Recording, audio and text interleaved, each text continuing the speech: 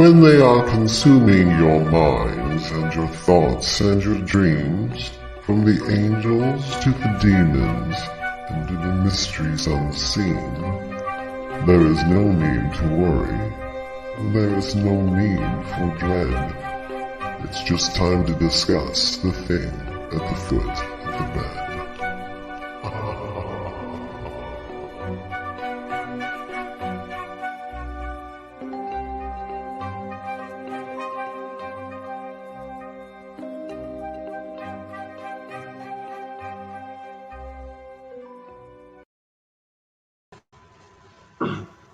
Good evening, and if you're just tuning in, you are listening live to the Angel Rock. I'm one of the hosts of this evening's show on 105.3 out of New Orleans, Louisiana.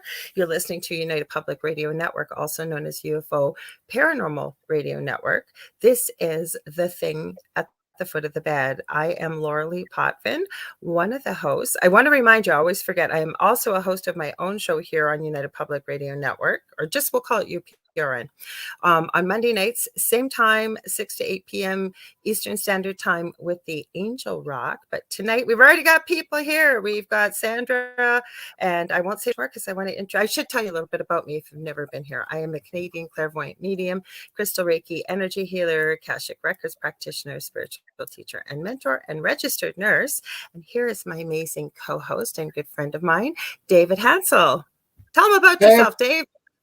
Well, everybody, my name is David Hanzel, and I am a spiritual medium, which basically means I just connect to everything over there, anything that's not in the physical. I've been doing it for a long time.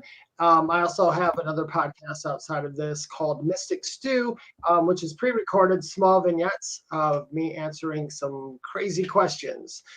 So, Lori, I have a question for you, Lorilei, and the question is, what's at the foot of your bed? Well, many things are at the foot of my bed. have many strange things going on in my life, as we often do, especially when we do the line of work that we do. But the one thing that I think we'd like to start this show off with, David and I decided, let's talk about what's going on in the sky over here in North America. Dave, what's at the foot of your bed? Well, the balloons are at the foot of my bed. I think somebody is sending balloons to the foot of my bed. No, literally, me and Lorilei wanted to talk about this tonight because so many people are out there. There's a lot of information, a lot of misinformation, a lot of cover-up stuff, a lot of everything. You know, that's normal and natural. That's par for the course in the physical timeline.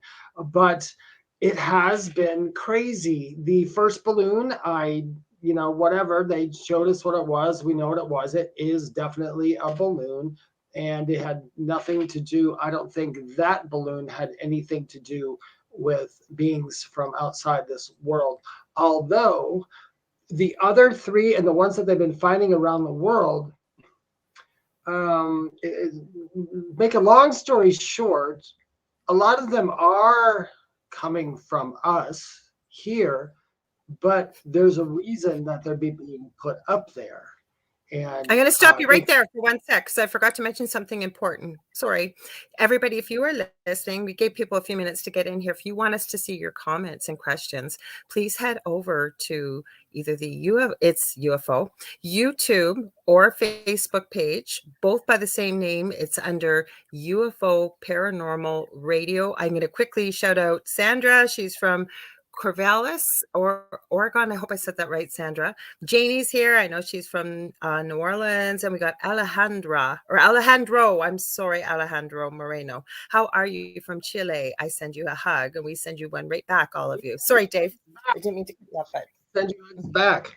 Oh, but anyway, it's open to discussion because although I got a lot of information about this, and I got information about it last year, not saying that I'm like this Nostradamus-y thing. I just knew a couple people that I knew these stuff was going to start happening. 2023 is the beginning. We just got out of, somebody had said, I got to remember his name. And if I do, I will give him a shout out here. I don't know him, but he said something that I agreed with quite a bit. And we're coming out of a 26,000 year spiritual cycle. And we're going into the next, I guess, wherever we're heading. And I think that's why all the craziness has started happening. What are your thoughts on some of this, Lorilei? Well, there's a reason why Joe, I'm going to give him a shout out, Joe Montaldo, the owner of UPRN, who gives us these lovely spaces here. Don't forget, guys, please share and subscribe. Share with your friends, your family, people you may know on social media. There's something new for everybody on this network. We're adding all kinds of new hosts. I forgot to mention all this at the beginning. Sorry, guys.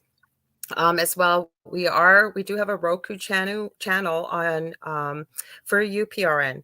Now, some of the hosts will be looking into their own channel to add under the network channel. So take a look at that. If you want to find it, you go to the channel store and you're going to search UFO space P as in Peter, like for paranormal.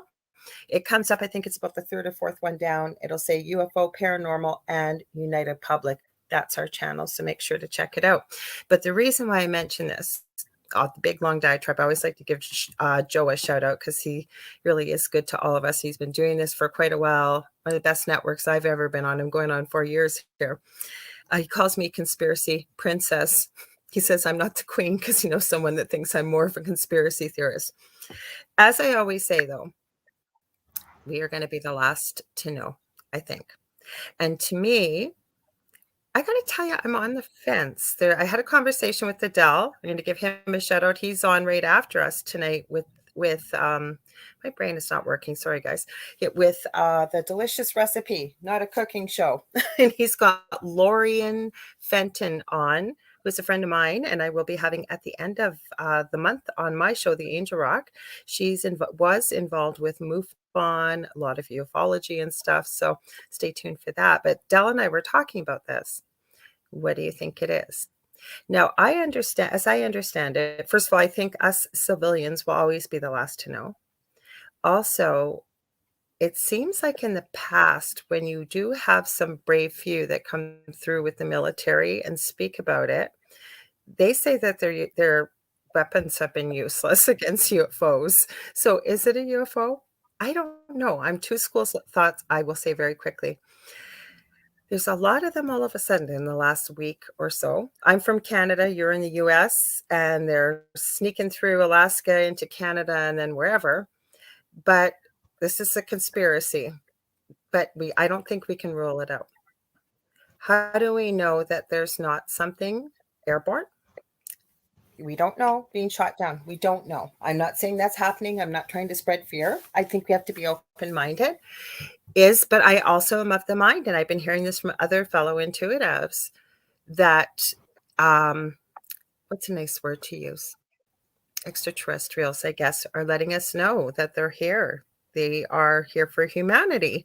So I am not sure, but let's hear your thoughts, David. I didn't mean to go on so long with that, but what's your thoughts? It's okay. I have two schools of thoughts. One, You too? say this, as far as Dave is concerned, my opinion, yes, they're here. Yes, they've always been here. Yes, they're coming here. It's starting, and no, they're not gonna invade. And no, that I know for sure. It's not. If they could, they would have a long time ago. If that was their plan, they've always been here. They could have a long time ago. Exactly. So, a long time ago they could have done this. They've already shut off nuclear stuff we've had. They can do whatever they want, really. They're just ahead of us. Magic. They just have the technology.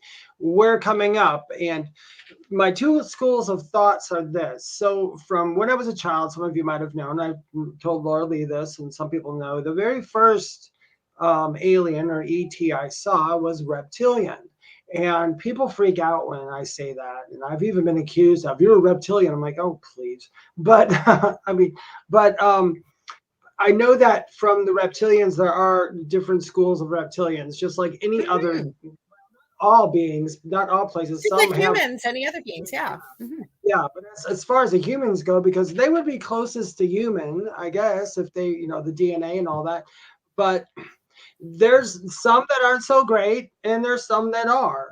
The only difference that I knew from this one is they just didn't seem very empathetic. I mean, it just, you know what I mean? They were kind of cold, but it was kind of like a nod, hello, I'm here. And it almost, I was trying to think of the feeling, and I can't think of the feeling, but it reminds me of like as if that person assumed they were royalty.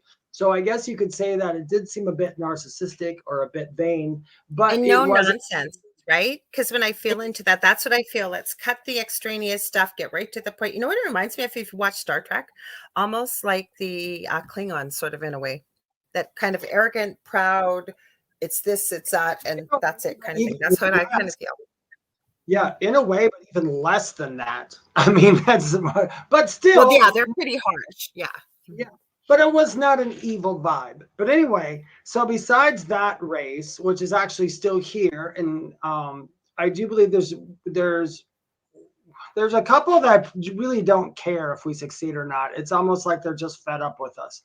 And then there are ones who want us to join in everything else out there and just be out there with everybody and be aware of everything and just go on with life from here. Those are the ones that are trying to help us. Now, the two schools of thoughts are there are some, I believe, some of the ones who more chaotic ones who are causing a lot of chaos here. And I don't know exactly how it's going, but it's literally through almost divine inspiration. It's because the one thing we have not mastered on, well, not all of us, but a lot of us have not mastered on this planet is telepathy. Now, mediums know telepathy. Reiki, healers, Akashic, all of these people who do these things, we know telepathy because we have to use it for our practice. And so it's a lot easier for us to get certain information just bunked into our head. For a lot of people, they're not hearing it. They're not going to get it. And I think, but what they do get is an inspiration. And sometimes it's not a good inspiration, but they act on it.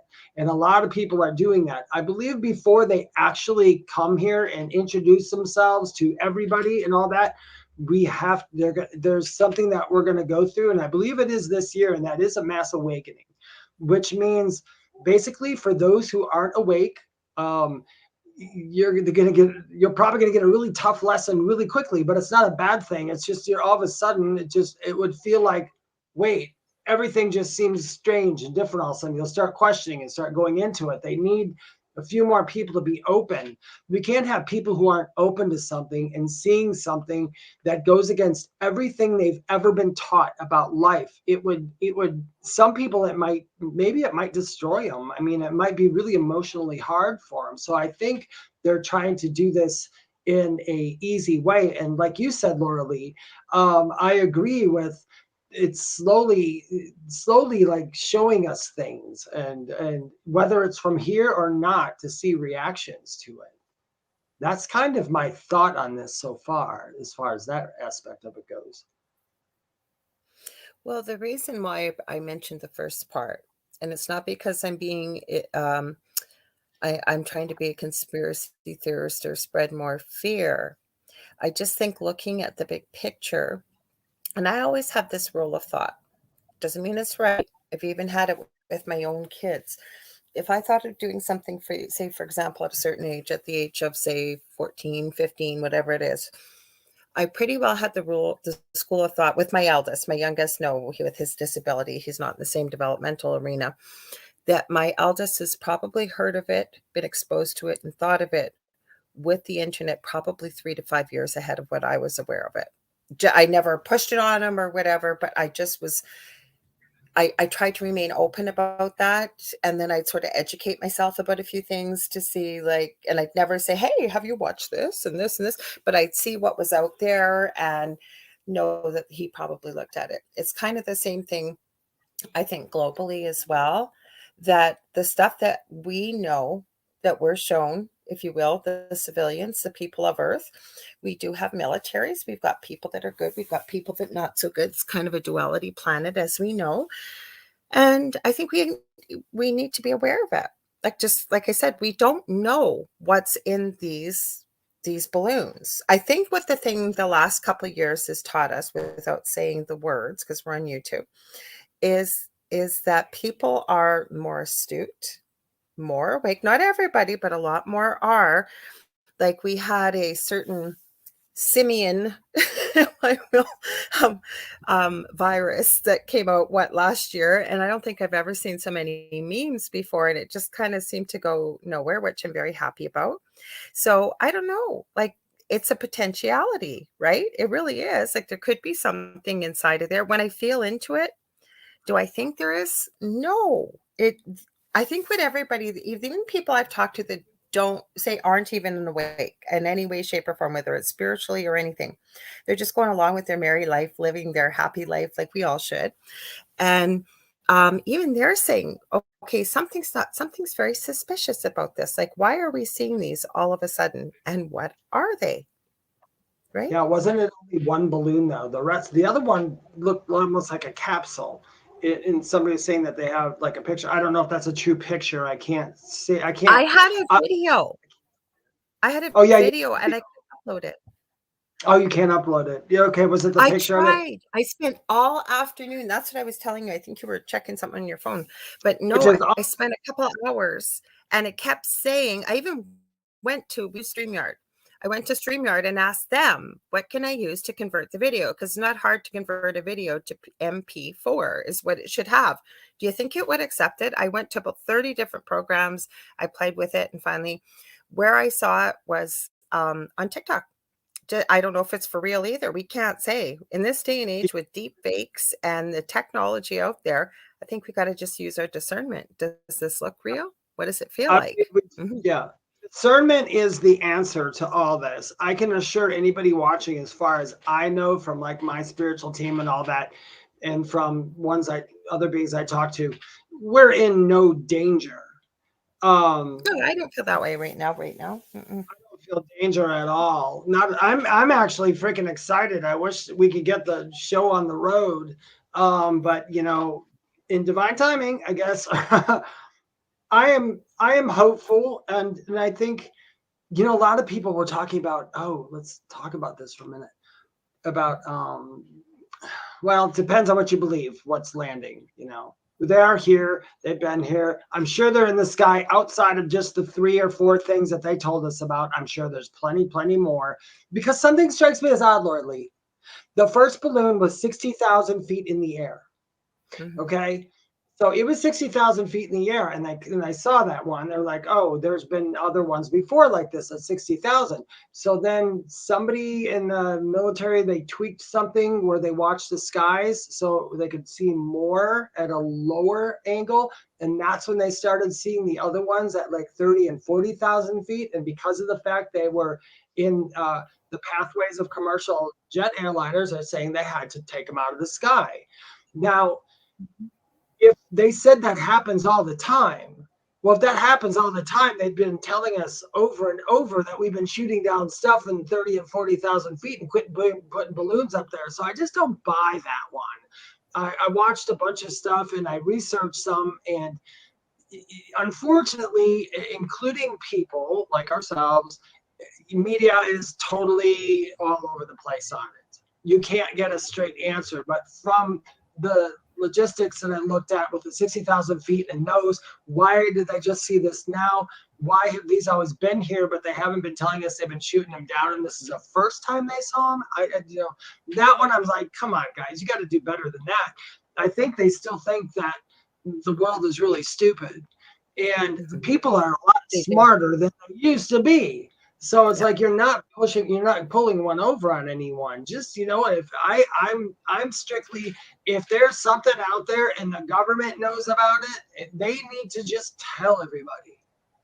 I mean, yeah, but it depends how deep you go into this, Dave, because I know with looking at it, many presidents, and you guys are the supernation of the world in the US, many presidents have put out there that they have not been debriefed about what's going on. Now, have they?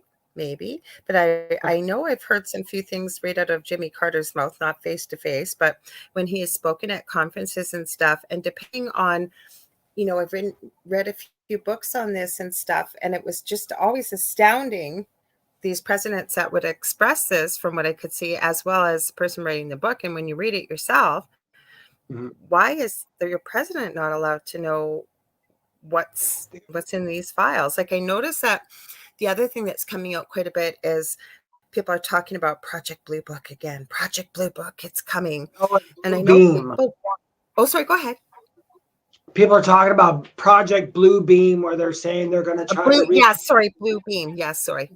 I've seen Blue Book though. I have seen Blue Book too. Yeah, they're saying with Project Blue Beam, the conspiracy on that is the government is going to fake UFO stuff, and then they're going to fake the second coming of Christ, and they're going to get people on, and it's all this crazy crap. And basically, in my eyes, it's crap. Now, if I do want to believe in a conspiracy theory, outside of our governments and everything else, there are other organizations that have nothing to do with our government, and if they do, maybe they're not really buddy. You know what I'm saying?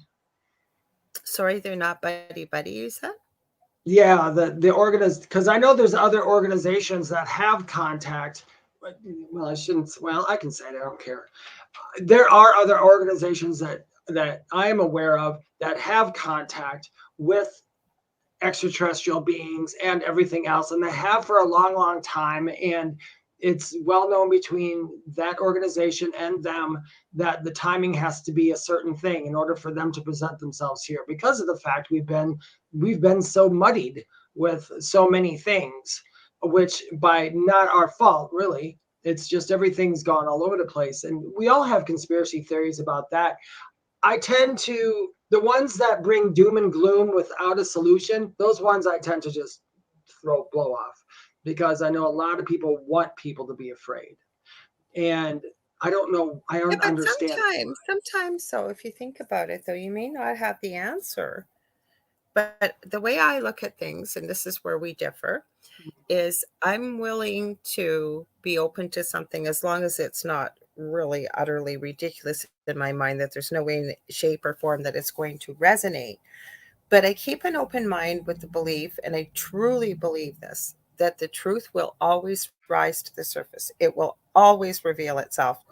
And I don't know if it's because so many lies have been told that the person that's telling them can't remember what they've told, whether it's the universe showing that no, deceit it doesn't have a long shelf life. And I'm not talking about maybe years. So what I'm saying is eventually the truth always seems to rise to the surface. No, I don't know if it's because it's something that I believe, but it's always come to fruition. Now, it doesn't mean that it's necessarily the truth comes out and everything's la-di-da and life is wonderful, but the truth eventually comes out, I think. What do you think about that? Does that feel? It does eventually come out. I mean, we could all be completely wrong, and I'm not above saying I'm wrong. If something comes up and I was like, you're going to be the last to know. Yeah, no kidding, right?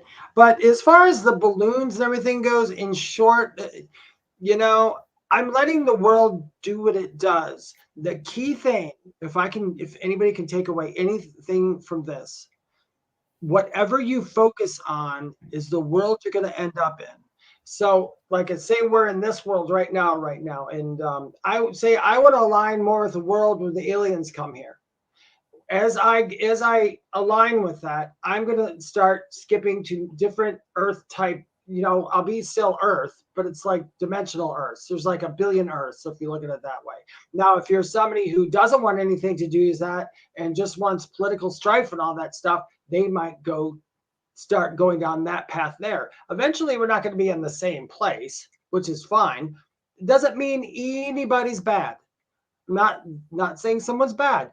If you choose not to believe in something, that's cool. You don't have to. But I do believe there's going to come a time, like you said just a minute ago, the truth is going to come out. The truth is always going to come out. And then no matter what we believe, we'll have to take that truth. Well, but if you want to get right? I want to say hi to Leah. Hey, Leah. Leah said, hey, we made it here. Sorry, I've got a little bit of a delay. I'll warn people if I end up talking over David. It's not on purpose. It'll seem like there's a pause, and then so I'm sorry. I think we're going to be the last to know. But when you look at the reason why I have an open mind about certain things, like, don't get me wrong, if they told me there was a one-eyed, one-horned, flying purple people eater, for example, that was coming, and I'm being facetious here, but my point is no, I do not believe that. No, I'm not open-minded about that. Could it happen? Maybe, but I highly doubt it. My point is, if they're with looking at various arenas in the way of science and many things like that that are developing and going on, and again, it's only what we are privy to as, if you will, civilians or the people, right? I always figure we're only told about 5 or 10% at the most if we're lucky. We usually don't know what's going on behind the scenes. So when you see some of the technology, and some of the places where you can see it, I believe, is in entertainment.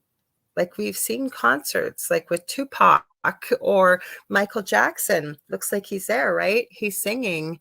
They're up there performing. I don't know if you've seen them, but I have. They look absolutely real, and they've admitted it's a hologram. It's just a hologram.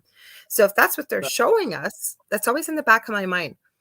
What do you have hidden behind the curtain? It's just, and again, it's just my type of mind. And it's not to create fear. I have that kind of mind, questioning. I want to know. Am I going to find out? Probably not. But I think it's healthy to think like that. I do. I think it's healthy to think like that because there is stuff out there. I don't believe the first thing I see ever. Not anymore. I mean, in fact, I believe my physical eyes less and less every day. You know, it's look at that. Smoke and mirrors. My distrust in the government is like that too. Leah says, Leah, I got to be with you. I have a little distrust for that as well, just because of the fact. But then again, I'm kind of being biased because I really want them to say something if they know. And maybe that's just not possible. That's probably my Dave ego side that just says, come on, let's do it now. Spiritually wise, I get it. I really do. I understand, why things happen the way I think we know, like our higher selves know. So if we sit in the quiet and we, deep breathing, get into almost like a meditative state, if you will. But if we ask the questions, are we being honest with ourselves, or is it ego, like you said, because we really, really want it? And so far, I haven't got one way or another. Like I've even gone so far as to ask, is there something on board there? Like, God forbid we shot something down. I don't feel that. I feel, and I don't feel also like and the media will throw everything out there. Like, is it spying on us? Like I found that really ridiculous. I'm sorry, with the first balloon claiming that it was the spy balloon. My goodness, they are so evolved. Like they don't need to use a balloon to be sending over top. There's many other ways that they could obtain the same information and much, much, much more than a balloon flying over top. Oh yeah, just my thoughts. I know. You know what? On that one, I so agree with you. It's like there's a billion other ways. They've influenced an entire election through social media. I mean, they can do better than a balloon. Yeah. I mean, it's funny it is, but for the people, most of the people who ask me these questions about that, they always ask about the worry part. I'm going to tell you from what I know, from what I feel, from everything else. I don't believe you have anything literally to worry about, and it doesn't make sense to worry about something that's out of your control anyway. Thank you. You just read my mind. Even if it was like terrible people coming here, it's like, well, they're just going to have to come here and we're going to have to go through whatever we go through. There's nothing you can do about it, but that's not the case. I don't believe. Well, somebody gave me this analogy of worrying is like sitting in a rocking chair and rocking, and you're living out on the West Coast somewhere and you're hoping to get to New York on the other coast. Yeah, you might put a lot of miles on the rocking chair, but you're not going to get from point A to point B, basically. And you're right. You were reading my mind. And that's why, like, I will consider all possibilities. And I will honestly say there are times, like, when you hear something different, especially with it in Canada, we've got some interesting things going on. And at first you sort of think about fear. And I'm so glad because and again, we're not trying to get deeply spiritual or anything, but, with being connected, and I believe we're all connected to that inner knowing, if you will, and you hear it and you feel into it and you're reminded that exactly what you said, like, there's nothing you're going to do about it anyways. We need to live our life and enjoy it and make the most of each day, I think, really.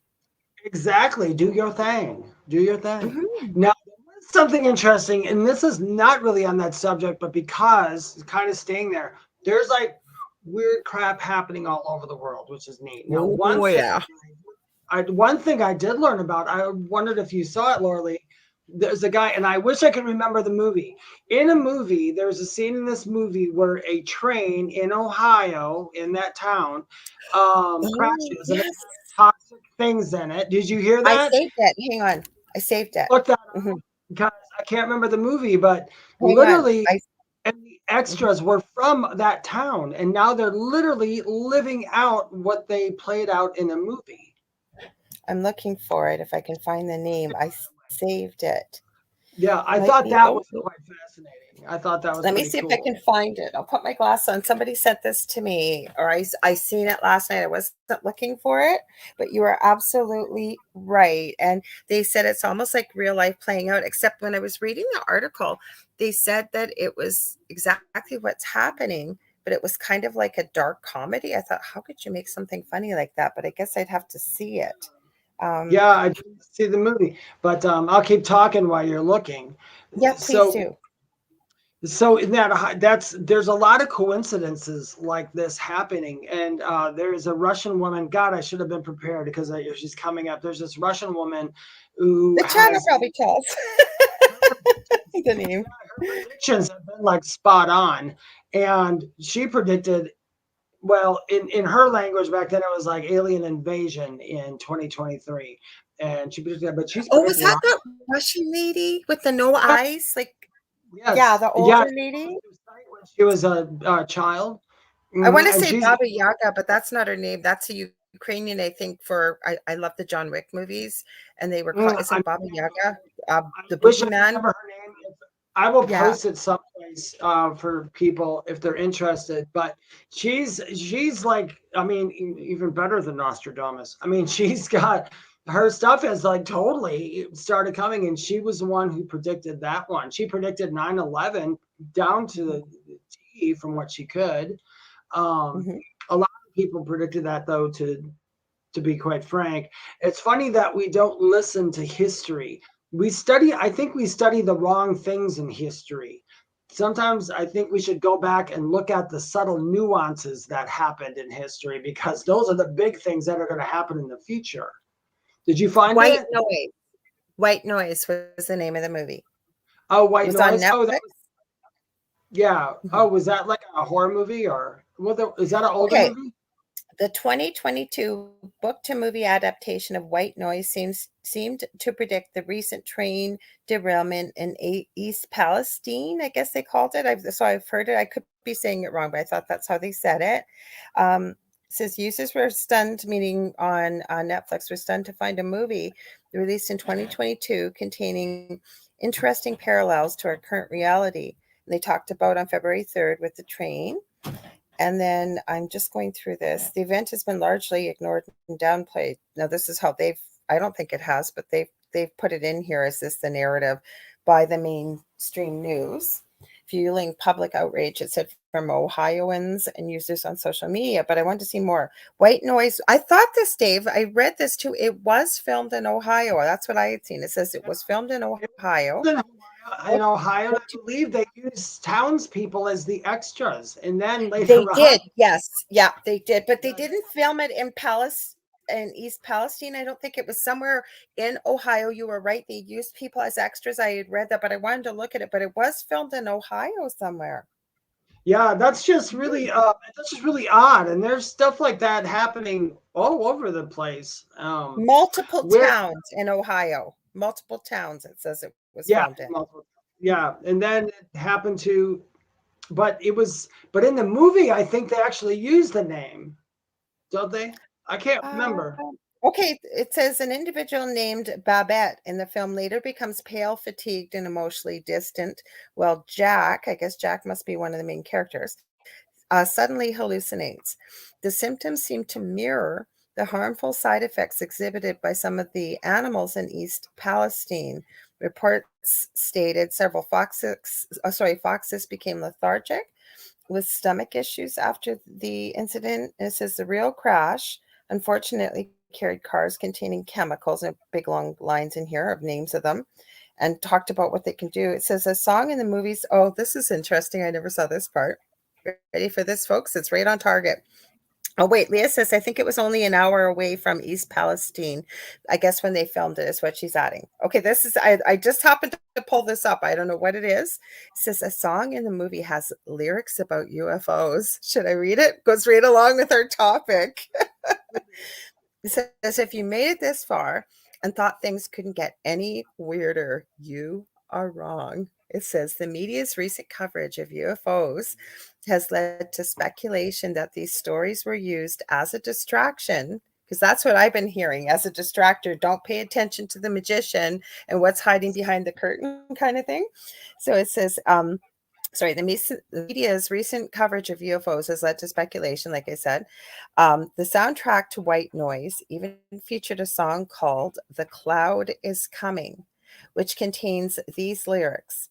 Ooh, this is freaky. I'm getting goosebumps. The government knows more than they say. It looks like more than they say. UFO sightings in Farmington Town. That doesn't make sense to me, but that's what it says. Wow. Like, it literally, the first part, knows more than they say. There's no period, there's no comma, and then it says UFO sightings in Farmington Town. We have to look up that song again. Oh, maybe they were. Maybe was it an I or a slash? It's not a slash. It's an I. I wait. No, you are right. I got my glasses on. Thank you, David. It's a slash. Thank you. Okay. David's so smart. I'm so psychic. You are. You're so psychic. Oh, geez. I don't know. So here, I'll highlight Leah's thing. I don't know. I didn't hear about the song. I didn't hear that. Now that's cool. Like, why would that song be in there? And we know there's no coincidences, Dave. How many times have we said that? There's no coincidences. No coincidences. So I can tell you in my little head or in my spiritual world here, I had never put aliens together with that train crash. So I hadn't either. Yeah.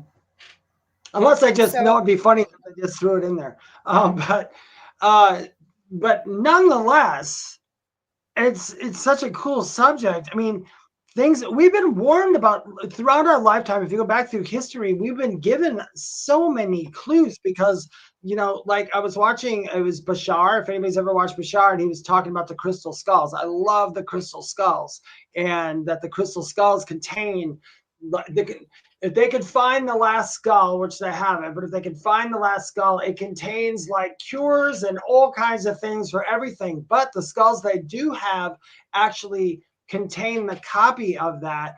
But they were saying something which I talked to you about earlier.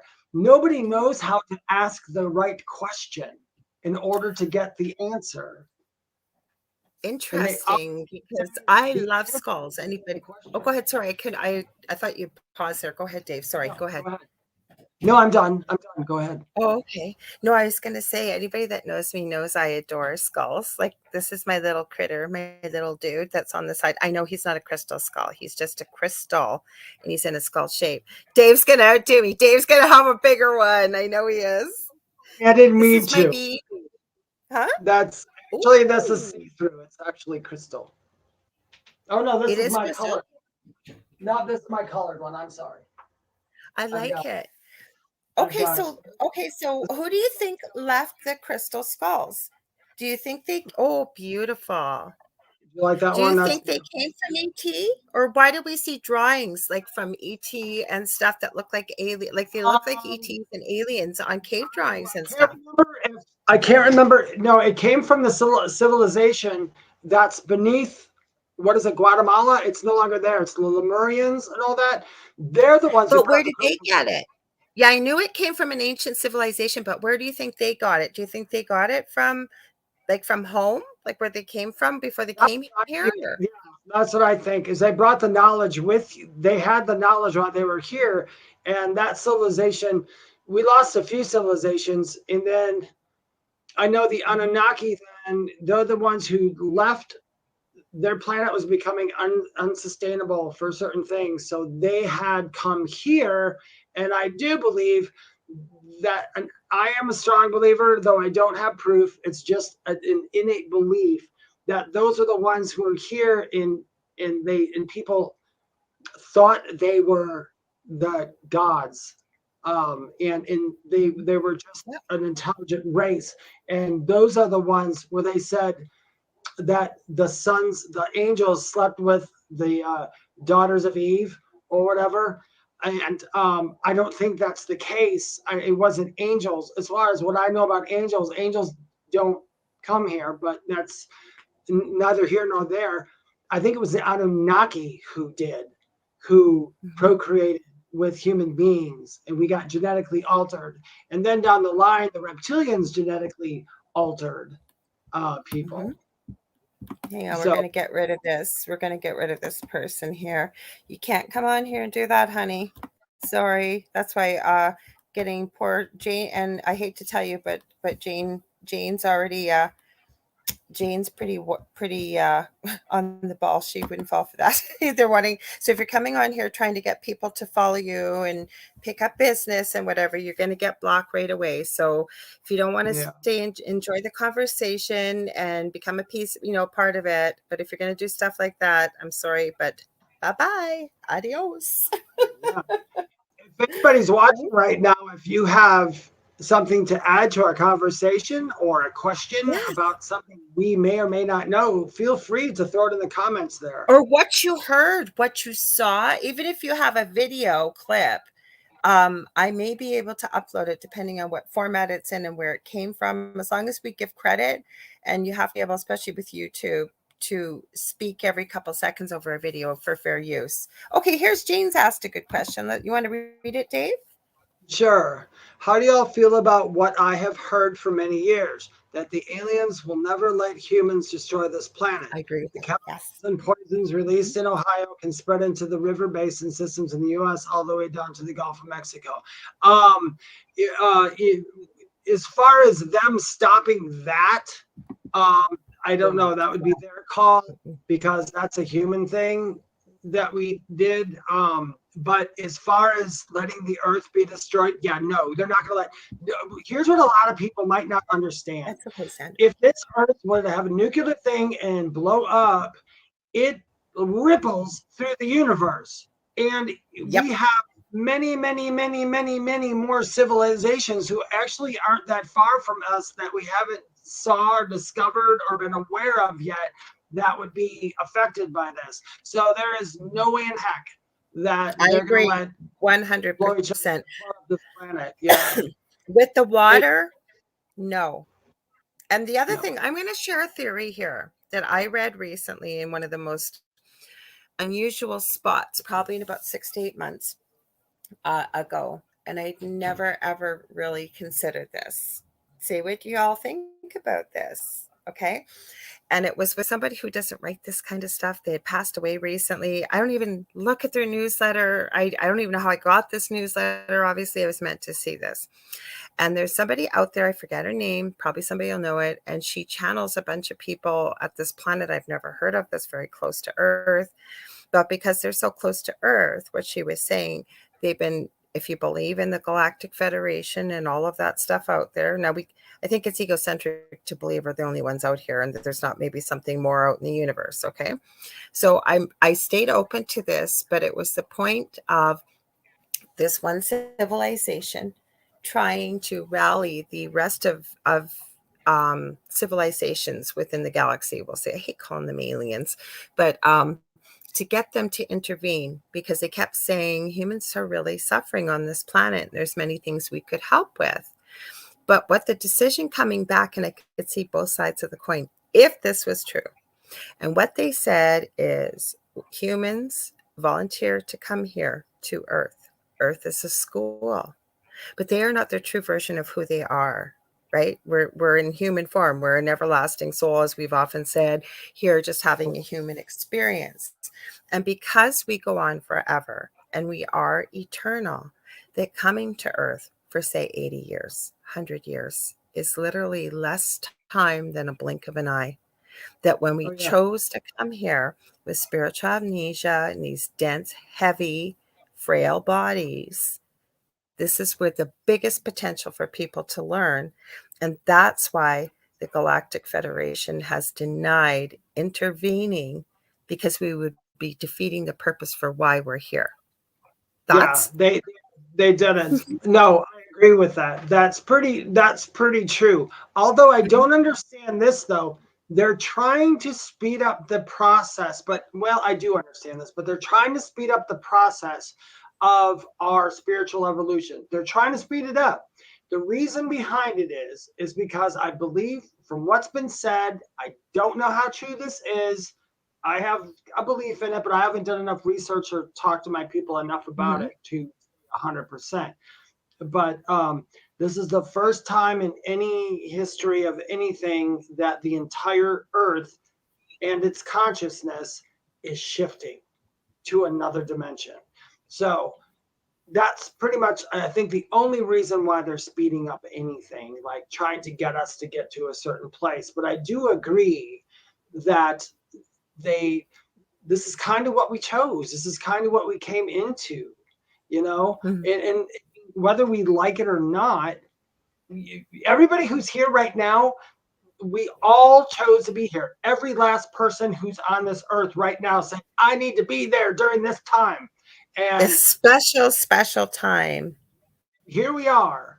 So instead of just keep saying that to yourself in your mind, I chose to be here during this time. So whatever happens, you're probably aware of it somewhere in the back of your mind, and you're going to be okay. If it was going to be that terrible, I think most of us probably would have said, nope, we'll pass. But I think we all said, yeah. I heard a theory about, I was told through spiritual guides that I get, not in so many words, but there's literally a sign-up sheet to come here.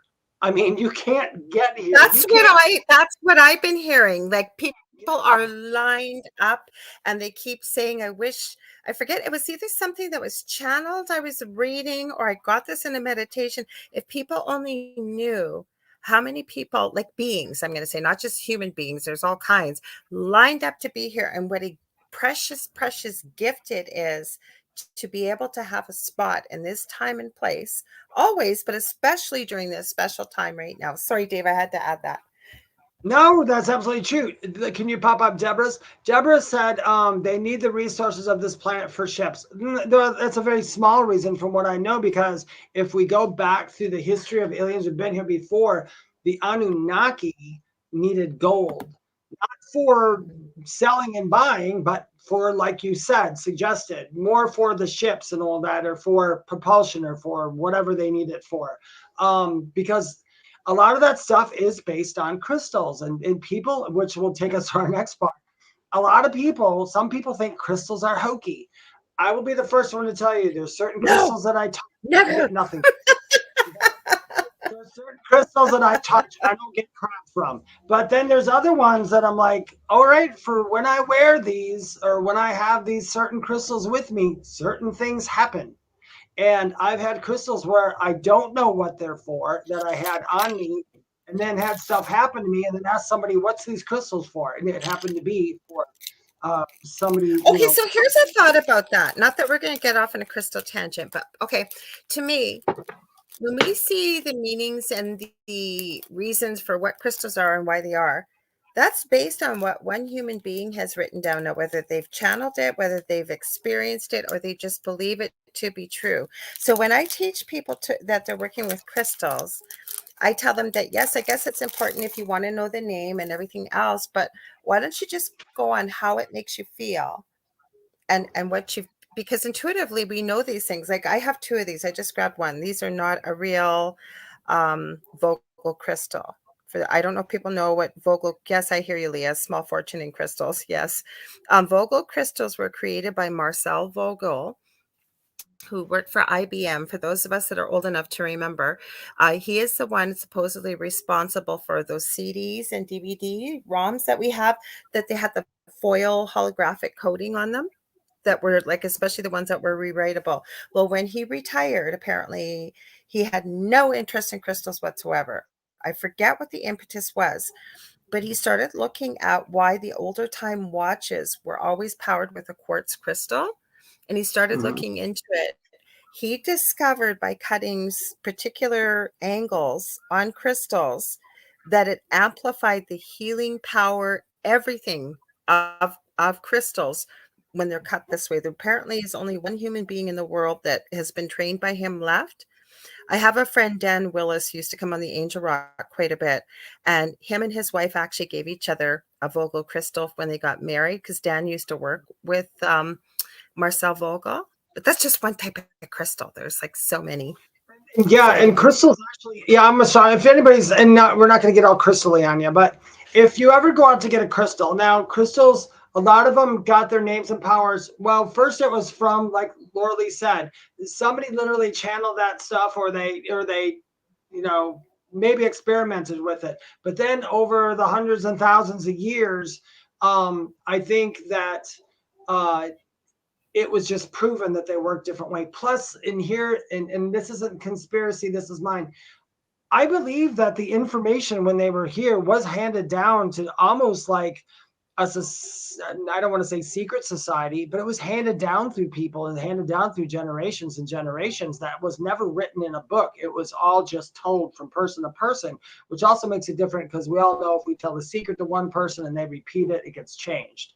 You know, they gave me a telephone. Yeah, and I don't know why. Okay, I have a theory for anybody in the paranormal or ghost hunters who are listening to this.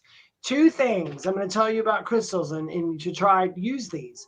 One, if you're going to a place that knowingly has just got some really negative, bad, it would not hurt you to throw a piece of black tourmaline in your pocket. It's not going to stop you from having the experience, but it's going to temper that for you so you can get on with your work. And then if you want to connect to the ghost or whatever that's there, try a regular crystal, just regular, regular white frosted crystal, and throw it in your pocket.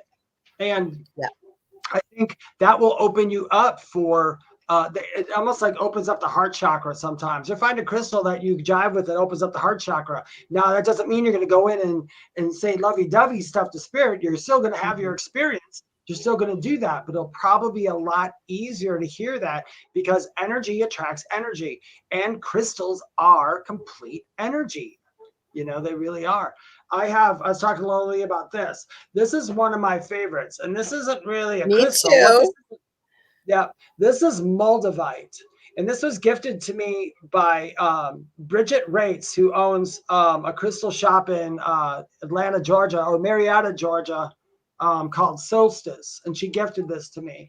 And it's beautiful. It's real moldavite in it, and I wear this when I do. Let me see, where is it? There we go.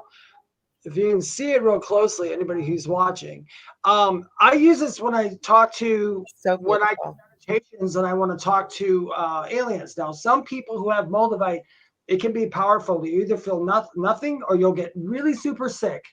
Some people can't handle the energy from it. It just doesn't match with them. It matches perfect with me, because, which I'm happy to say, because I love this one. This was a crystal made by a meteorite. I mean, that's literally how it was made. It's so funny that you said, though, and I was about to say at the same time before we went live, that a lot of people can't tolerate moldavite because it is really powerful. I love it. It's one of my favorite crystals. That's so beautiful, that gift that your friend gifted to you. Mine is a raw one. So I said to Dave, I had it in something called a fairy container. You could put different little pendulum crystals or whatever, and I had it in there, but you can't see it. So I'm looking for the perfect mold. I want to put it in like clear resin, so it'll be protected, and then I can wear it. Yeah, then wear it. That's how I'm glad that was on my that I have that on a chain. If you're using moldavite, if it doesn't bother you, wear it next, right above your heart or by your heart. It's really, your heart's a portal, man. And that's another thing. If you guys want to know how to connect to aliens, if you're interested in that, we can talk about that for a minute. Why don't we? I think that's interesting. So what do you think? Because there's many different ways and there's many theories. Like, I'm going to ask you before you start there, just for a sec, Dave, have you heard of this theory before? It's a guy by the name of Mike Cleland, and he started looking, I believe he's got a science background. And he started looking at, I guess, got right into UFOs and people sharing what they believe are their experiences with ET. And he started noticing for some reason that owls started appearing when people would start saying things like, I wish, I really want to see a UFO. I've never seen a UFO, or right after. And he's got pictures and he's written quite a few books on this. It's really fascinating. I'm not doing it justice, but to look that up.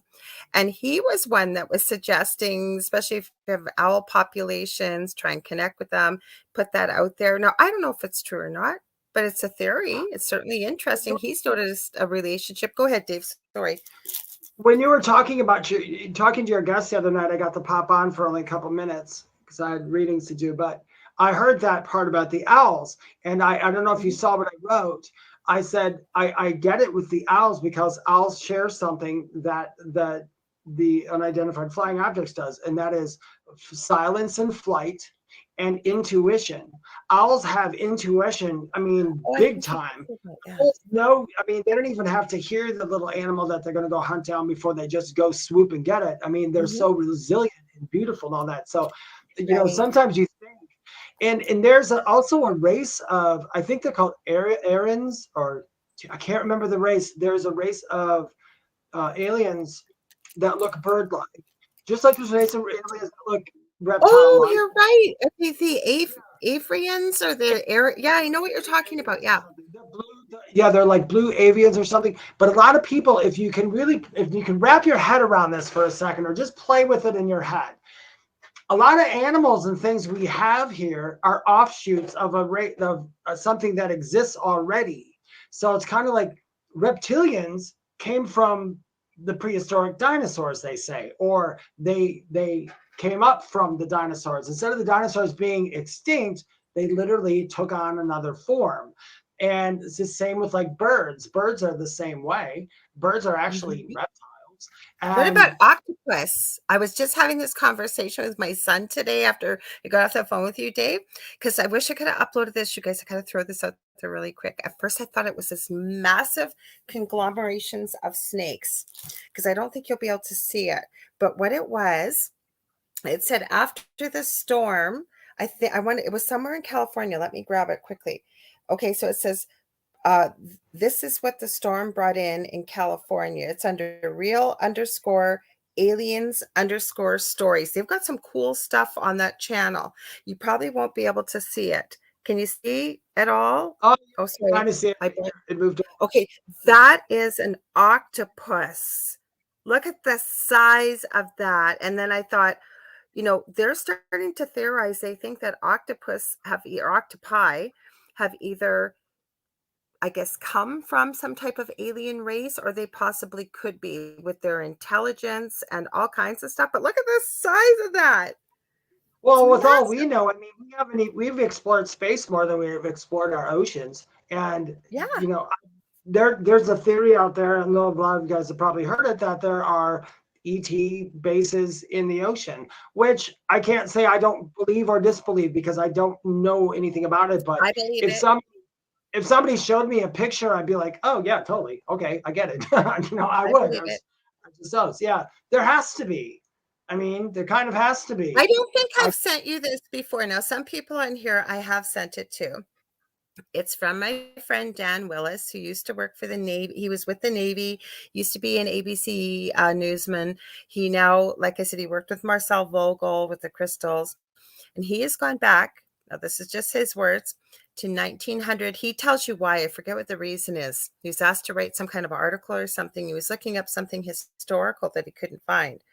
So as he was researching, he felt that things were missing. So he's gone back, like I swear to God to you, David, and I say this to people when they share the site, I wish I had a couple years, like you could be on the site for 20 hours a day, reading and checking the sources and whatever. He feels like he is putting in and correcting maybe where history has been changed or the pieces are missing. But my whole point is he is also testified May the 6th, it was 2002. They thought this was going to be disclosure. There were people really high up in the military. There were people with special clearance like himself. There were a few scientists and what. Now, these are his words, not mine, but he says they went to the New York Press Club.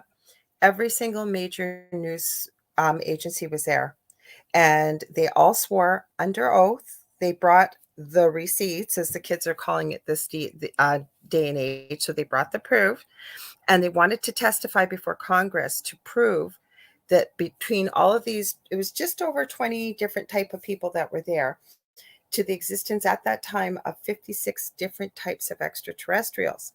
Now, Dan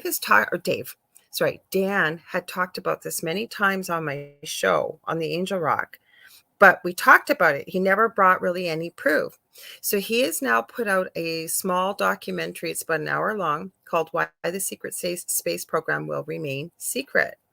And he's brought the actual testimony, like of the people that came, that testified before. Because what happened at that time, yeah, the major news sources did cover it, but it was kind of like the last 15 seconds of the news broadcast. Like, some people believe there's aliens afoot, kind of thing, right? So nothing happened. Mm-hmm.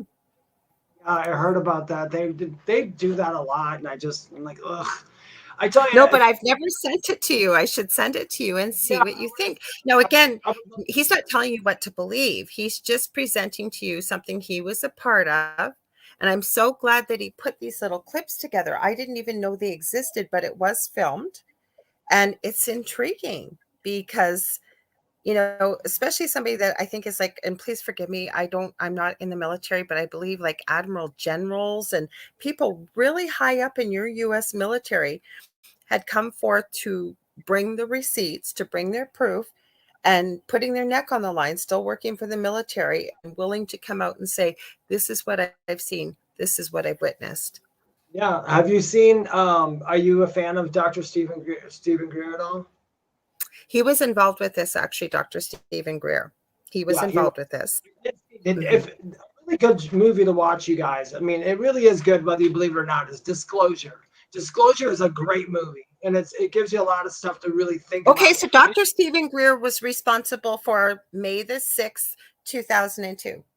Dan knows Stephen Greer quite well, and they were. So does Joe Montaldo, who owns the network. Because Joe, I don't say it often enough, actually is very involved, and I believe one of the founders of it's called ICAR, International Center for Alien Research, and they've been doing some interesting couple decade-long studies on Rh negative blood, green eyes, red hair, all kinds of things. Oh yeah.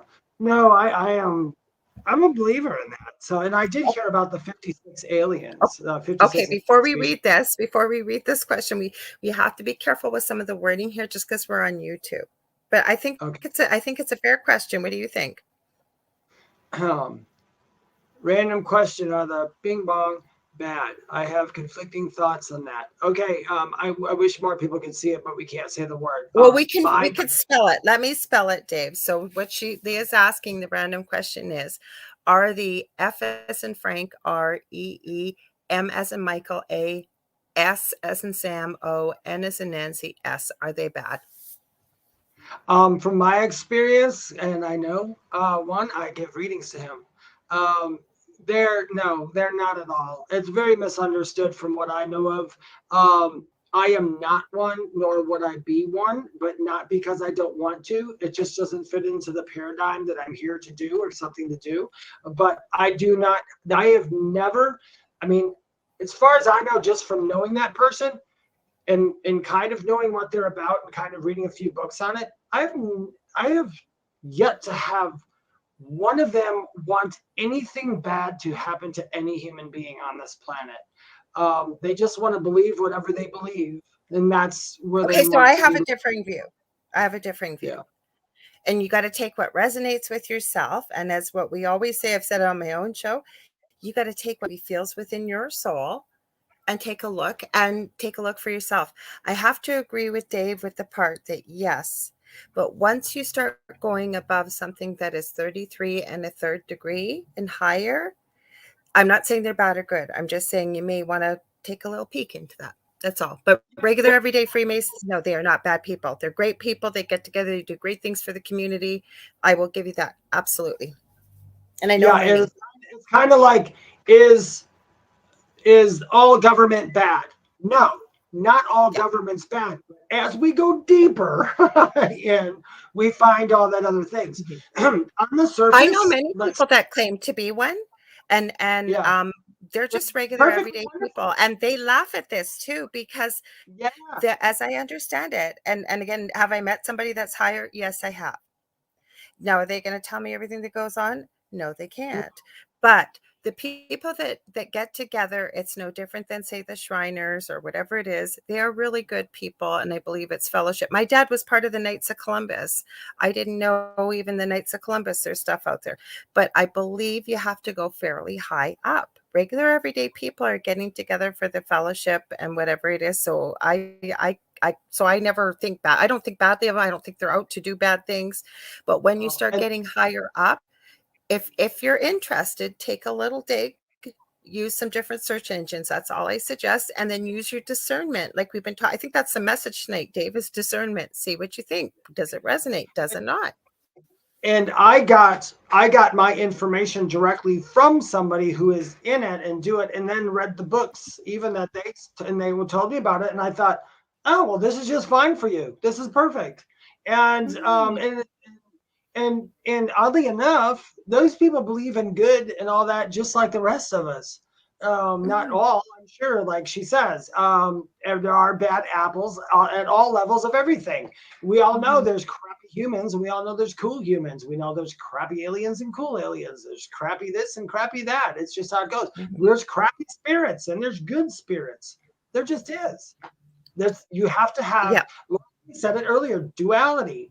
Everything has duality. Everything, even outside this world, has duality.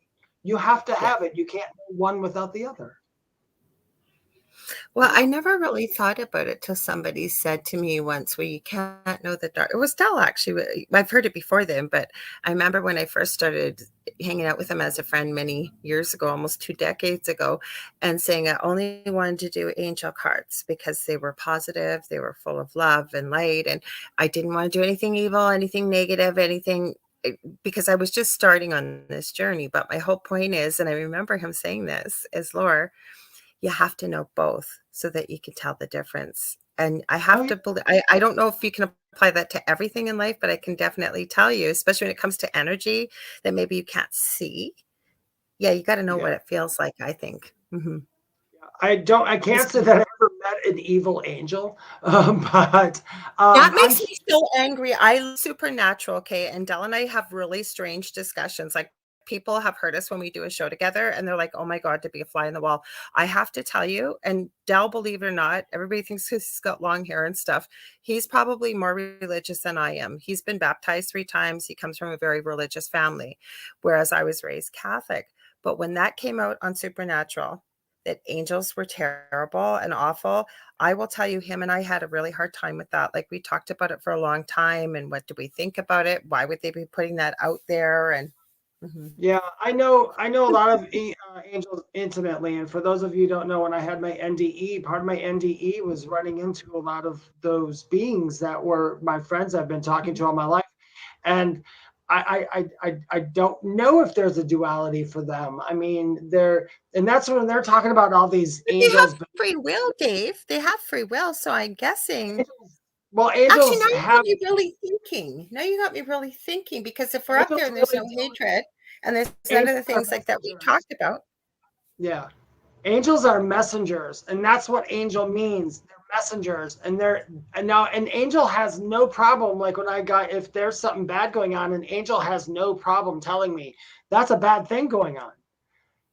Or not, they don't say it's a bad thing. They tell me that that's undesirable for me or for them, or they'll point out something bad, but they don't really talk about it much. So I don't know. That's a mystery even for me. I mean, I don't know if I'll know that as David the human, or if I'll have to go all the way back home to remember again. But I have not once in my lifetime have ever heard an angel refer to another angel as anything but pure something, and pure love, or pure, whatever.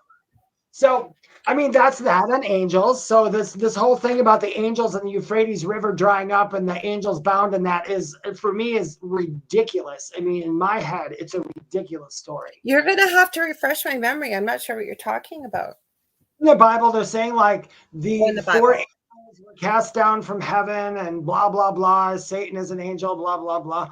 They were cast down from heaven and chained underneath the Euphrates River. And when the river dries up, they will break out and then create havoc on the earth. You know, they See, were that told makes me think we're applying human concepts and the human mind to stuff like it. That's what I said when I first met Del.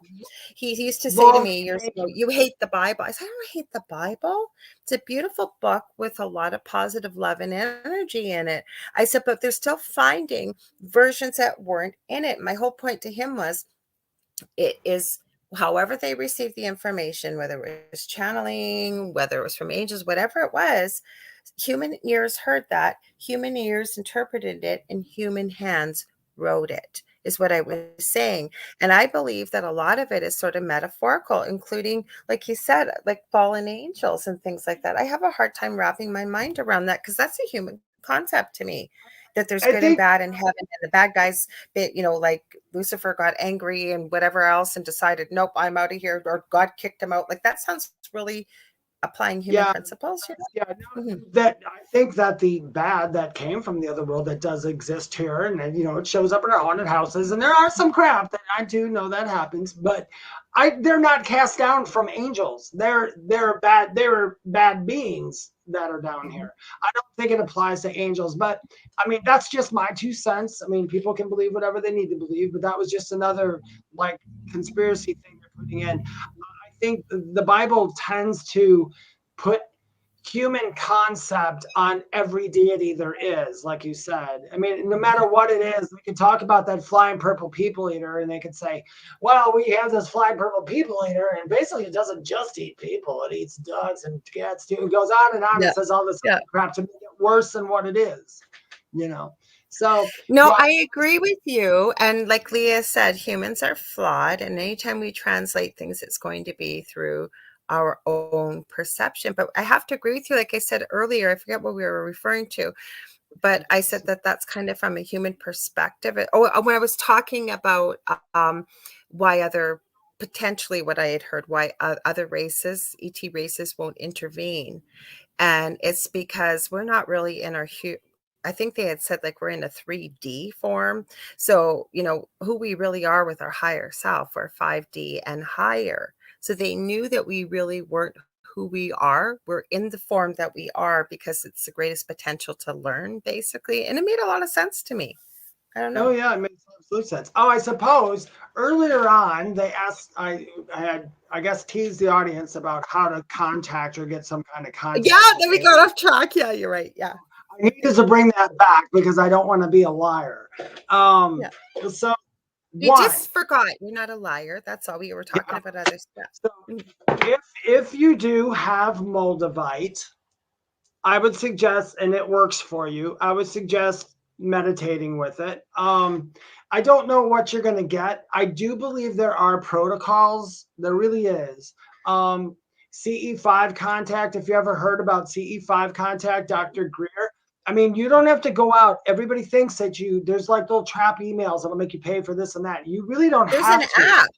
There's an app. Yeah. You can get. All the information that you need is absolutely 100% free. I think the only thing the app charges like $10 once to download. Yeah, that's it. Yeah. And yeah, because I have that app. I've made contact where I got it validated without the apps, although I want to do it with a group of people because I do think there is power. And the one thing that the Bible alludes to that I was talking about, when two or more gather together in his name, it is basically all that. For me, my interpretation of that is when you have more than one soul or spirit coming together for a common cause, you're most likely going to get a good result. Okay. Amplify the energy, or like my friend Augie calls it the mastermind, when there's two or more, right? whatever it Yep. is, yes, it exponentially increases the energy, I believe, and you're all focusing on the same thing. Because Sandra Sharp says she has the app, but she put an interesting comment. I don't know if you want to read it, Dave, or not, but it was pretty cool. Well, I mean, there's probably a good joke behind this, but it says there's info out there saying that Lucifer was God's treasurer. Why would God need a treasure? That's Exactly. exactly. Yeah. Once again, it's somebody putting human concept on something spiritual, which has nothing to do with human. So I think that I don't know. Maybe God's bad with his money. I don't know. He God just doesn't need money. God made money. well, he's got a treasurer. Maybe, yeah. I made so much money. I need someone to take care of this for me.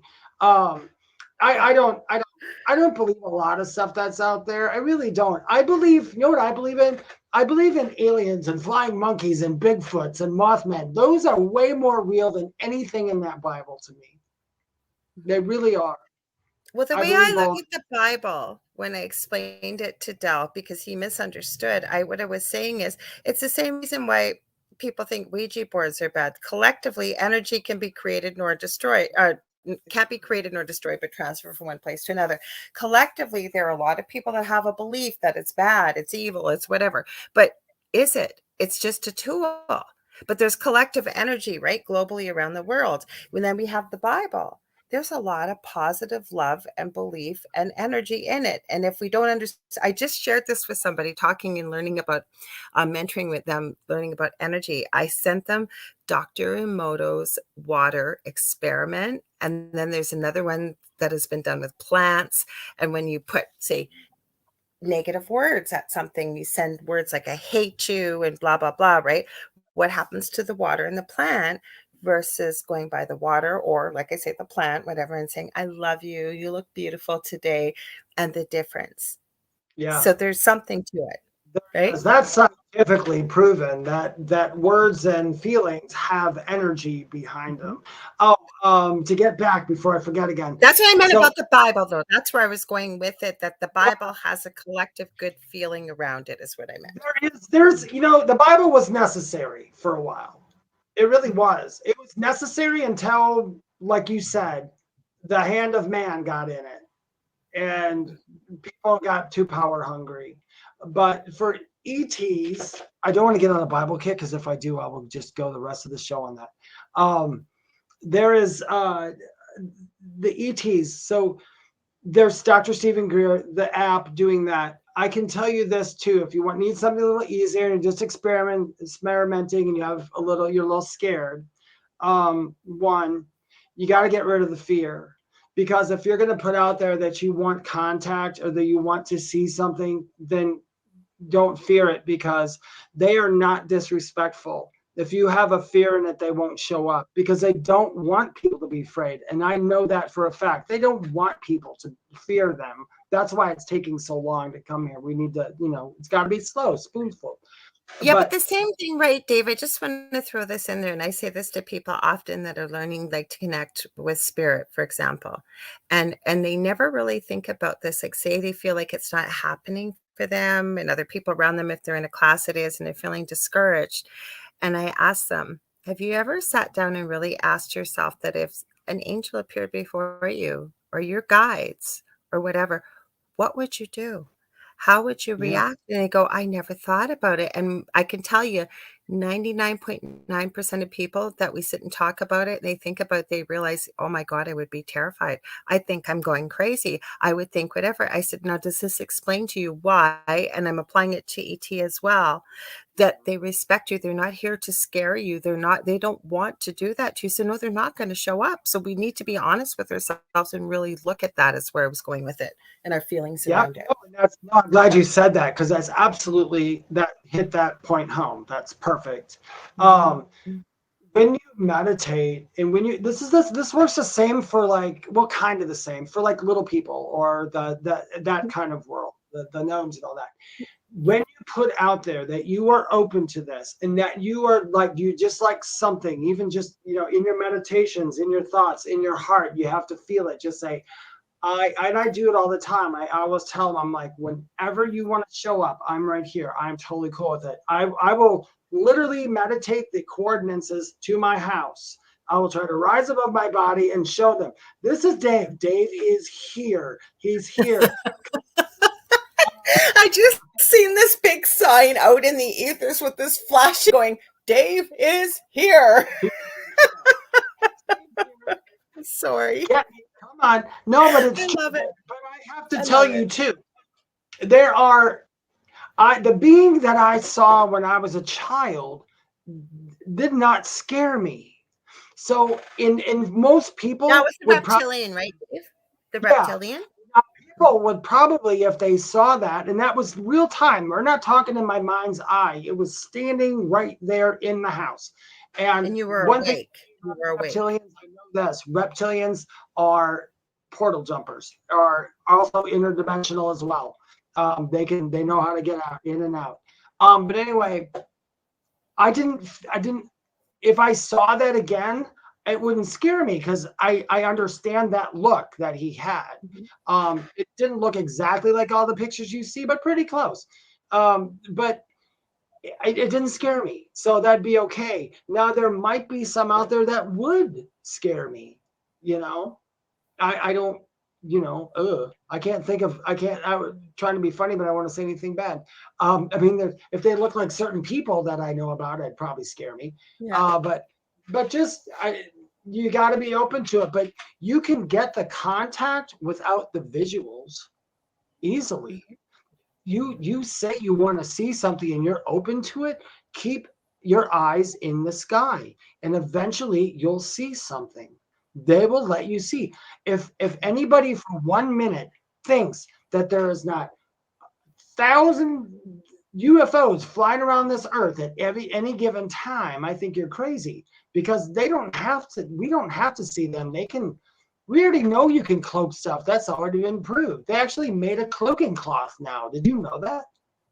Yes, I did. Remember that cloaking cloth from Harry Potter? They actually made one. I was just thinking that. Yep. And that's true, and it's actually there. It's there. It's palatable. You can touch it. So we have a lot of those things, and just think, anything that we have that's really, really cool, they probably have it 50,000 times even cooler than we do, because we're a very young race of beings. We're not that old at all. In the span of time, there was a guy I watched on TikTok, in fact, to bring it up. He took a piece of paper, and on each line he said that was an inch. I think I'm kind of sizzled out. Can you still hear me? Oh, there I am. Oh, yeah, I can hear you, yeah. Okay, so he took that and he put the inches, and he put like, this is when the pyramids were built, and then this time span, and then where we are, which is about this big. Before the pyramids, see this area right here? Before the pyramids, you would have to go 2 miles back worth of paper with those to even get to prehistoric times.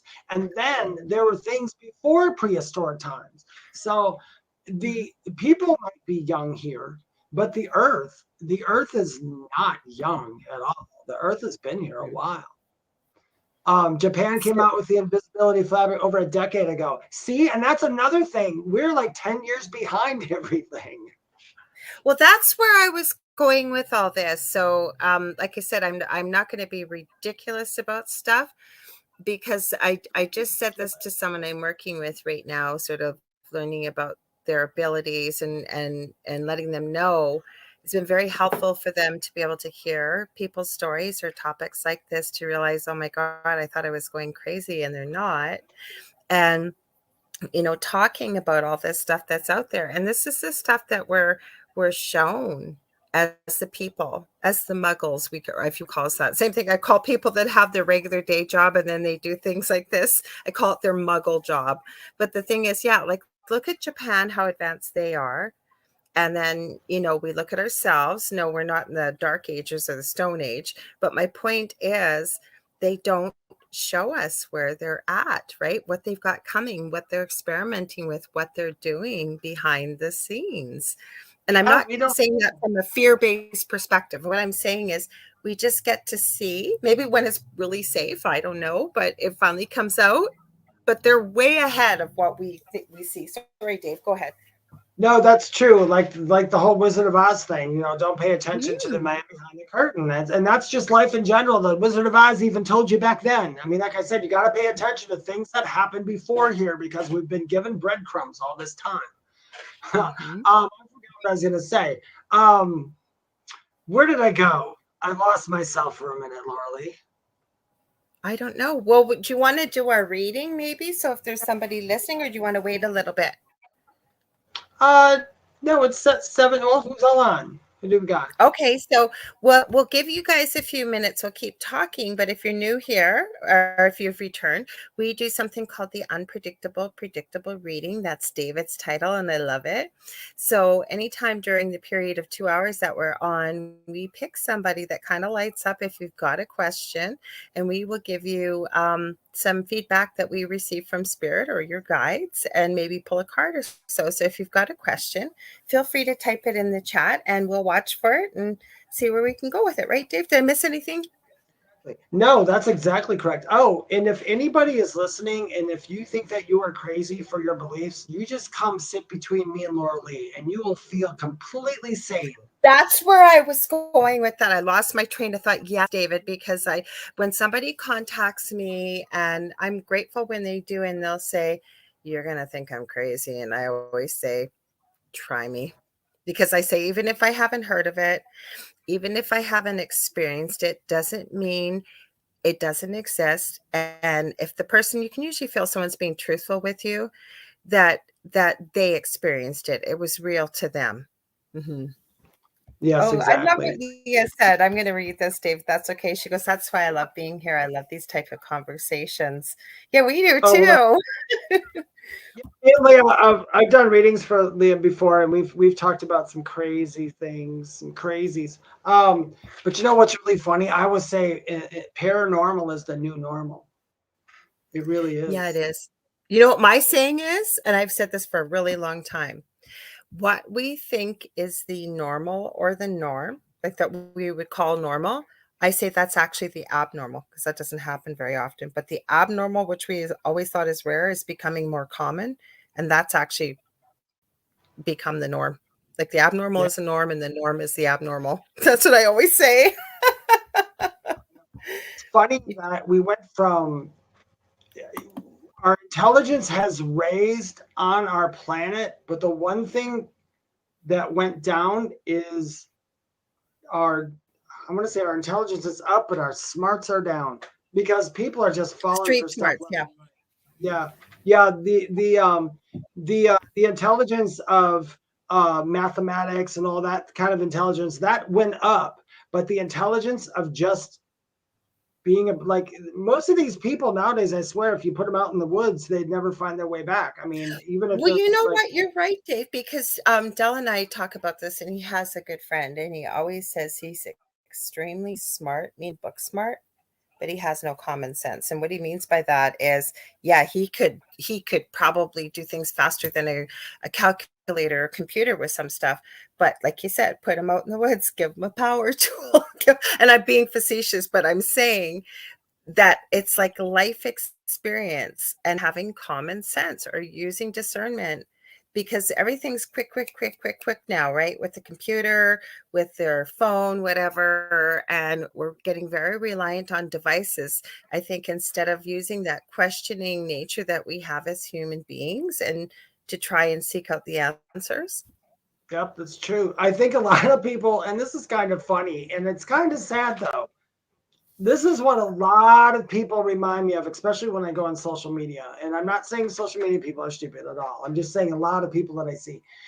Years and years ago, somebody I was dating, they were writing something out on a piece of paper, and they said, honey, how do you spell refrigerator? And I said, oh, ICEBOX. And they're writing it down, and they said, that doesn't look like it. And I said, no, that's how you do it. And they literally believe me. I mean, I'm like, are you kidding me? I just spelled icebox, you know? So people, I mean, I caught that person off guard. They were writing something down, and I just went on and spelled it and just went with it. And she believed me. That's how you spell refrigerator? No, icebox. So I think that's what's happening to a lot of people now. You know? Well, that's why I say, Dave, like tonight, like we asked some kind of people ask some questions that have been going around and they're hot button topics. And I'm a true believer and I try not to tell people what to believe. I feel you're the same way. You're going to share an opinion. There's nothing wrong with that if it's asked for. But I always say, I really think that we have it within. I always think if you're going to ask a question, sometimes there is a question we just don't know the answer, but a lot of times we do, but we want some validation, I think, globally. I'm not pointing anybody out. So when we ask those questions, we want to hear what people have to say. Like, does that sound right? Does it seem right? Does it feel right? But we can all Yeah. think for ourselves. We can all and if you're still like thinking, hey, I wonder if this is going on, take a look.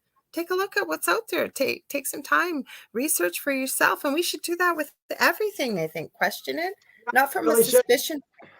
Go ahead, Dave. Yeah, Mhm. I get to know as much as I know by not questioning every single little thing that went through my life. I'm like everything. I even questioned my own NDE over and over and over again, and did so much research because I was even like, all right, that wasn't, and I was the same way. I was It, talking about you Monday night. For those of you that weren't there Monday night, I had Barbara. Her name is completely, it'll come to me. Bartolome, I knew it would be that.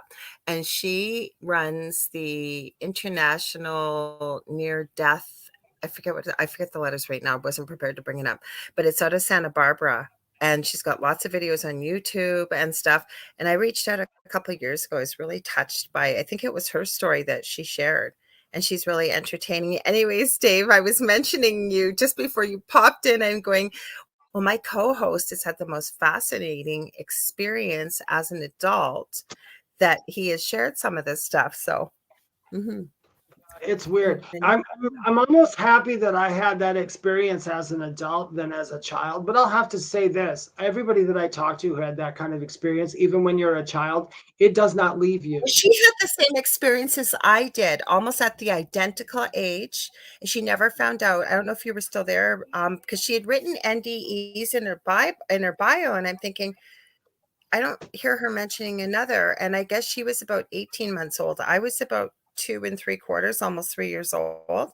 But same thing happened, super, super, super high fever, seizuring, but her brother's 10 years older than her. And she said he didn't tell her till about 10 years ago when she was in her late 40s, early 50s about what had happened. She ended up dying with the seizure and how she had come back and what she'd gone through and the whole bit. She had no idea until she was an adult that she'd actually had the experience, which I believe I have also had at that age.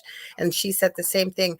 We don't remember what she remembers when she had it when she was an adult. So that was for yourself too, Dave, like as an adult, what you can remember.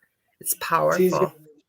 Yeah, because when I was a child, I already knew ghosts exist. I mean, they were proving themselves left and right in every house we had.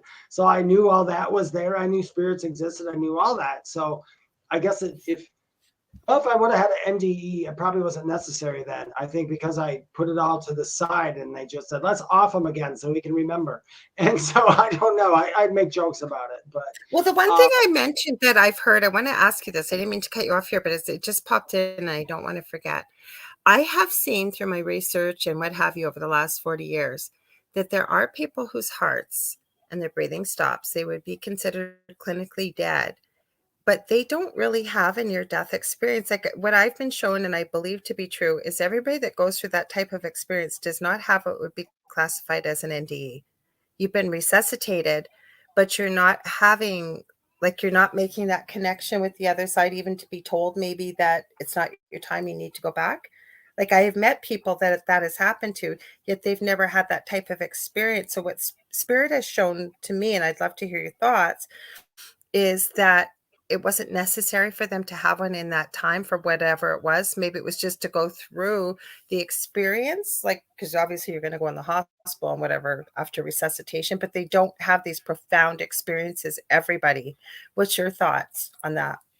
no, that's absolutely true. There are some. I get asked that question a lot, or people always ask me, "Oh, my friend went in an NDE and all they saw was darkness." And then my question is always this: they saw darkness? They said, "Yeah," and I said, If they were experiencing darkness and they died, then yes, that was an NDE. But that's all they remember. Maybe it might not be important for all of us. I mean, for me, I've been getting I got people saying they're having them though, and they've had no experience. Yes, it was very traumatic that your heart stopped and you stopped breathing, but to me, an NDE is an experience, whether you've got experience. one foot still in the earthly realm, one back home, or you've encountered those in spirit and had an experience, even if you just see them, no matter what it is, right? But when you've say you've been resuscitated, but you don't have any memory, nothing happened, like you didn't, that's what I've been shown by spirit, is that it's not necessary for somebody maybe in that time to have that type of experience, meaning Yeah, it just wasn't they're making it necessary. sound like just because your heart and your breathing stops, that it's an NDE. And to me, that doesn't, that's No, not it's the way they're classified. no, Mm-hmm. because there's actually NDEs of people who didn't go through that. Mine was so I mean, my NDE was long, and then mine's a whole other story because I had the NDE because everything stopped. I remember that exact moment. I was like, boop, here I am, hello. I remember that. But then I had come back and had to go in and out of my body for 2 months while I was in a coma. So that was a whole nother thing. But in the NDE experience, sometimes a 10-second heart stopped can give you as much information as somebody who's been Absolutely. gone for 45 to 3 hours. And then there are people who didn't go through the actual death part, who did go unconscious or almost close to flatline, who had the NDE because it was important that they saw this or knew this. Yep. I think it's just all of importance of the individual. And some people have NDEs and they never tell anybody about it. I met a woman the other day. She says, "You're brave for going out there and telling people about not death." She said, "I can't do that, but I don't think it was my calling." And I said, "No, it wasn't your calling, but don't you feel better now because you know you're okay?" And she's like, "Yes." She said, "I think every day that I had that experience." And it's true. I mean, it's traumatic but in the end, like I said earlier in the program, everything here is kind of temporary. So you don't have to worry. If it's out of your control, it's out of your control. If you have an NDE and all you saw is blackness and hell, well, maybe that's what you needed to see, you know? And I've had people, most NDEs that I've read about it and I've studied it. I think I've talked with you about it off here. We'll do a show on NDEs or near death experiences, yeah, definitely. But my whole point right. of what I guess I'm trying to say, yes, I have met people who have not even flatlined, have not stopped breathing, but they have had what could possibly be, if we're looking at NDEs or near-death experiences as connecting with the other side, seeing maybe it's Jesus, maybe it's your loved ones, maybe it's your guides, finding out from the other side, maybe what your life purpose is, why you're here, what you're meant to do. I have met people like that. But I'm also saying that there are people, and for whatever reason, this is with no judgment, they will classify it as an NDE, but they remember nothing at all. They've just been told their heart stopped and they stopped breathing. Now, maybe they're keeping it secret, but I've met a lot of people that I think are not quite getting where that term came from in the beginning, like when people were looking at the phenomena. And I'm not saying it's right or wrong. All I'm saying is what spirit has given me is that not everybody has that type of experience when they, That's lack of a better term, flatline is what I'm trying to say. I have to agree with you, Lorilei. That's the way I categorize it. When somebody has an NDE and they had an emotional, physical, Thank you. that experience, Yes. that's an NDE. If somebody just bring them back, that's not an NDE. That's you died and came back. That's it. We Yes. died and restarted your heart. Yes. Now, Yes. I think Saying it beautifully. yeah, but some people put it in the category of, well, there's something wrong with me that I didn't see anything. No, not No. maybe you There's just nothing didn't wrong. need to. It wasn't meant to.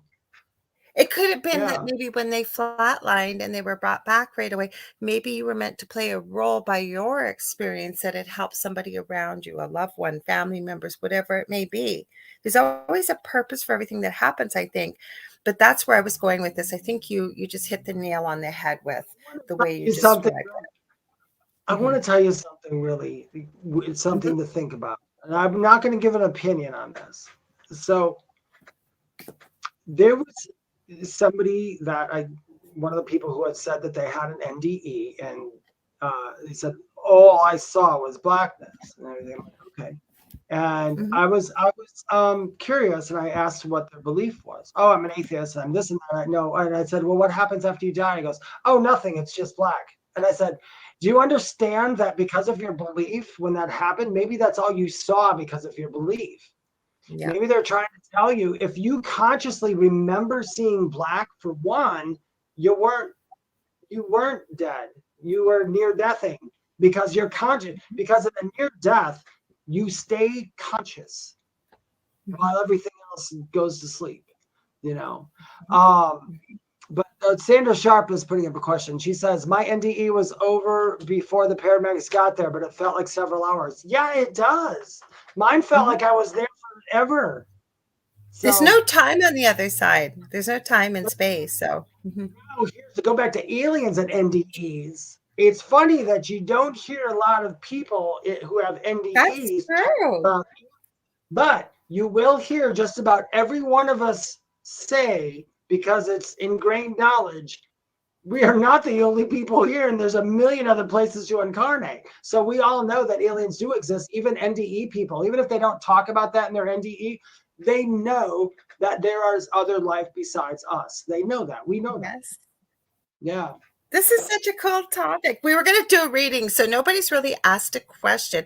So how about, what do you feel about this, Dave, that we just, I'm going to pull a card.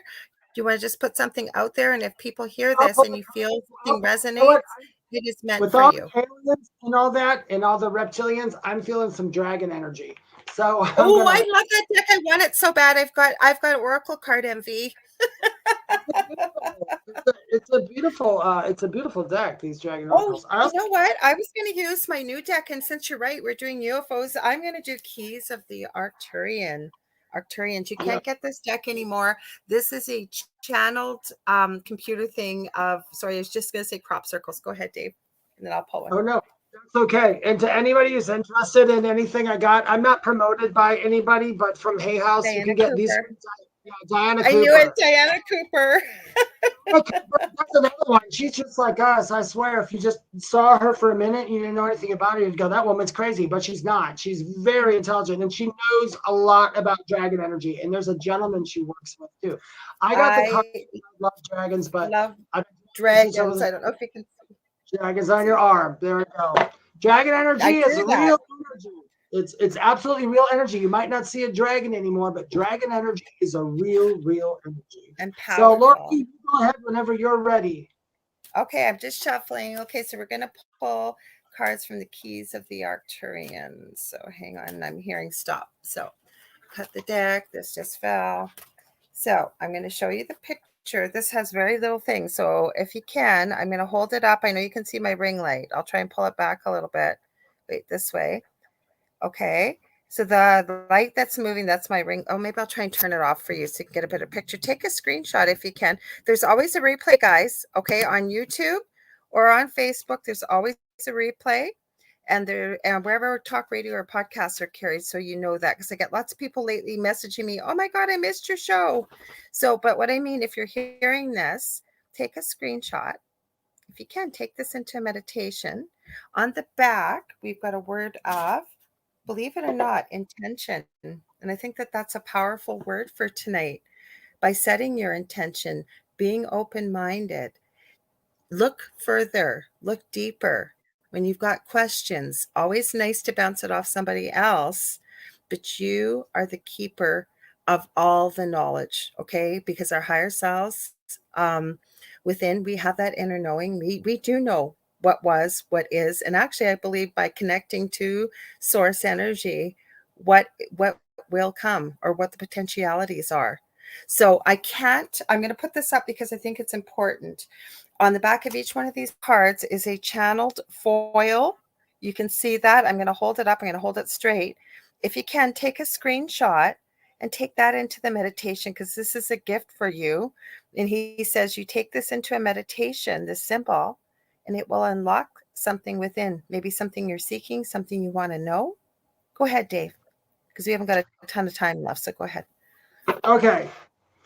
This really funny. one I picked, so the one that flew out, was the Black Dragon energy, which is actually fifth dimensional energy, which is Perfect. the aliens, fifth dimensional energy. So I'll let you take a look at it. I know it looks ominous, right? It is not ominous. The Black Dragon is very protective. He says tail is going around that. The Black Dragon is extremely protective. So know that you're protected in all this. You don't have to be worried about anything. And this is like what she said before. This card also states about meditation and reflecting. So we talked a lot, and this was funny that it came out like this. So it talks about metamorphosis too. This card is all about reflecting on things that went home. It's not reliving your past, but reflecting on stuff that happened in the past so you understand why you are where you are right now and why things are going on the way they are right now. And during those processes, the Black Dragons will help you. So I think that it's very strong, powerful dragon too. It's very, very cool. However you need to see that dragon, you go right ahead, but know that that energy is with everybody who's watching right now and anybody who watches this there forward. So if you need to experiment or play or contact ETs or just go do some research, just let the world wash over and pick out whatever you need to pick out. Don't believe everything you hear. Just believe what you know in your heart. Also, I heard to call on you dragons. They're there to protect you. They're big, they're strong, whether you believe in it or not, right? The energy's there. Yeah. Hey, dragons don't give a crap whether you believe in them or not. They're always there. I don't want to forget to tell you guys, stay tuned. The Dell has been pre-recording his shows. He did it today. I think it was today or last night, just because he's taking a class for the next week or two.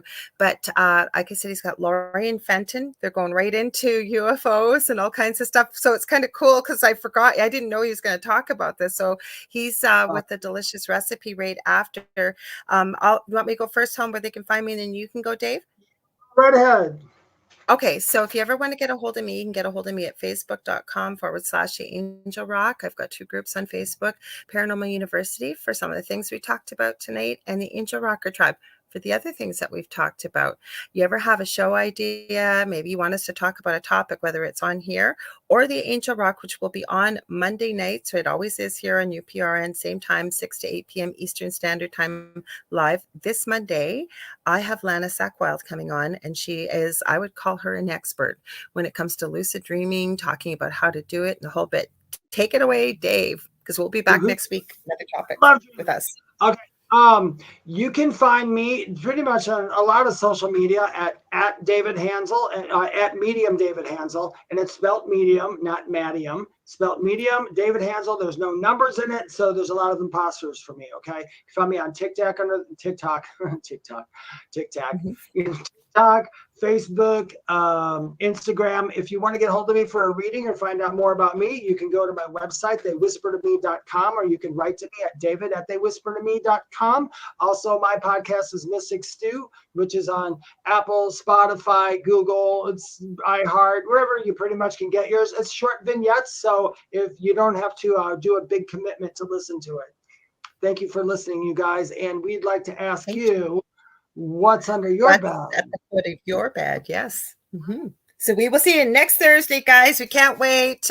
Thanks for being here. Much love and light. Have a great rest of your week. I will see you Monday. Otherwise, Dave and I will be back next Thursday. Stay tuned for the Dell, because like I said, you're going to continue the UFO